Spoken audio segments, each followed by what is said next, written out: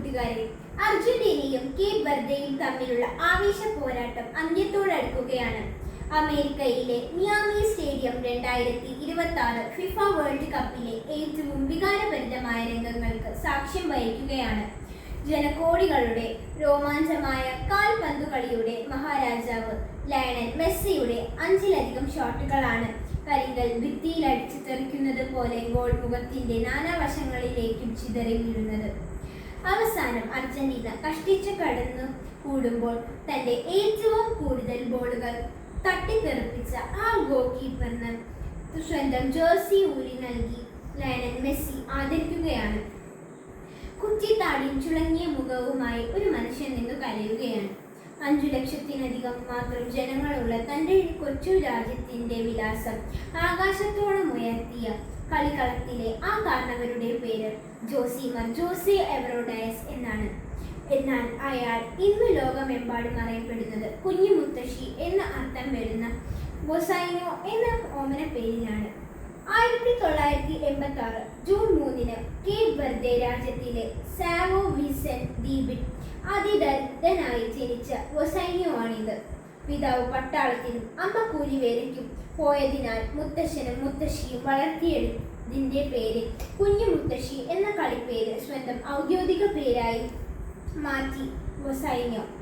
Football കളിയോടുള്ള അടങ്ങാത്ത അഭിനിവേശം മൂലം കളിക്കളം കിടപ്പാടമാക്കിയെങ്കിലും ഉയരം കുറവ് മൂലം പരിശീലകർ പരിഹസിച്ചിറക്കി വിട്ട ബൊസൈനോ ആണിത്. കാൽപന്തുകളിയുടെ വൈഭവം പാദങ്ങളിൽ തുടിതുടുത്തപ്പോഴും ഉപജീവനത്തിനായി ബസ് ഡ്രൈവറായും ഇലക്ട്രീഷ്യനായും കൂലിപ്പണിയെടുത്ത ബൊസൈനോ ആണിത്. എന്നാൽ 20-ാം വയസ്സിന് മുന്നേ തന്നെ 6.3 അടി ഉയരം നേടി Angola, Moldova, Cyprus, Slovakia, Portugal തുടങ്ങിയ നിരവധി രാജ്യങ്ങളുടെ ടീമുകളിൽ കളിച്ചു ജയിച്ച് 2026 ഫിഫ ലോകകപ്പിന്റെ രോമാഞ്ചമായ സൂപ്പർ ഗോൾ കീപ്പർ ബൊസൈനോ ആണിത്. പ്രിയ കൂട്ടുകാരെ, ബൊസൈനോ എന്ന കാൽപന്ത് കളിക്കാരന്റെ തന്റെ കൈകൾ കൊണ്ട് തട്ടിത്തെറിപ്പിച്ചത് മെസ്സി ഉൾപ്പെടെയുള്ള ലോകതാരങ്ങളുടെ ചാട്ടുള്ളിപ്പന്തുകളായിരുന്നോ? അല്ല. കളിക്കളത്തിൽ അയാൾ സക്കുന്തം സശ്രദ്ധം ഗോൾ മുഖത്ത് വിഴിപൂട്ടേടെ നിന്ന് നാനാവശങ്ങളിൽ നിന്നും പലരും വീശിയടിച്ച പന്തുകൾ കൃത്യമായി തട്ടി മാറ്റിയിട്ടുണ്ട്. എന്നാൽ അതിനു മുന്നേ തന്നെ അയാൾ തന്റെ നേരെ പലരും വലിച്ചെറിഞ്ഞ ഒരു പരിഹാസത്തിന്റെയും ആക്ഷേപത്തിന്റെയും ആരോപണങ്ങളെയും തട്ടിമാറ്റിയിട്ടുണ്ട്. കൗമാരത്തിൽ കളിക്കളത്തിലെ കുള്ളൻ വിളികളെ അയാൾ തട്ടിമാറ്റിയിട്ടുണ്ട്.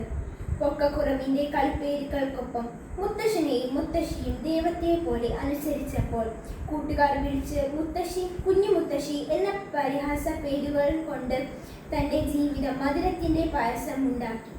തന്നെ തളർത്താനും പരാജയപ്പെടുത്താനുമായി അരികിലുള്ളവർ വലിച്ചെറിഞ്ഞ ആക്ഷേപങ്ങൾ അയാൾ തന്റെ പ്രതിരോധ ശക്തിയുടെ ആഹാരമാക്കി. കൂട്ടുകാരെ, ജീവിക്കാനും അതിജീവിക്കാനും നിങ്ങൾ പരിശ്രമിക്കുമ്പോൾ നിങ്ങളുടെ പരിസരത്തു നിന്നും ഉയർന്ന പരിഹാസങ്ങൾ പായസം പോലെ രുചിക്കാൻ നിങ്ങൾക്ക് കഴിയണം. ഗാലറിയിൽ ഇരുന്ന് കമന്റ് അടിക്കുന്നവർ മെയിൻ അടങ്ങി കഴിക്കുന്നവരല്ല, വെറും കാണികൾ മാത്രമാണെന്ന് ഓർക്കുക. നിങ്ങളുടെ വിജയത്തിനായി നിങ്ങൾ തന്നെ കഴിക്കണമെന്ന് ഓർക്കുക. നന്ദി, നമസ്കാരം.